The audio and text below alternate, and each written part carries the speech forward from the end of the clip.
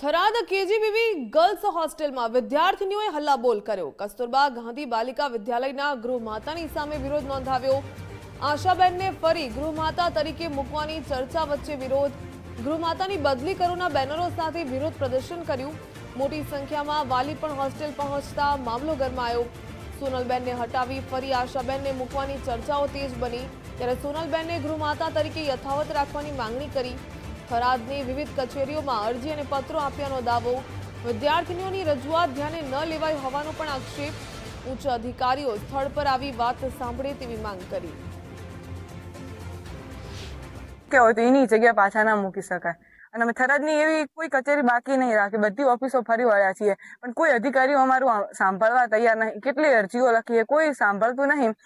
અમે એમ કહો કે આમાં આશાબેન જ કેમ, અમારે 26 કેજીબીઓમાંથી કોઈ બી વોર્ડન ચાલશે, પણ આશાબેન નહીં નહીં નહીં। આશાબેન કોઈ કાળે થરાદની અંદર નહીં। બેને ખૂબ ત્રાસ આલ્યો હોય, બેનો એ ના આવવા જોઈએ।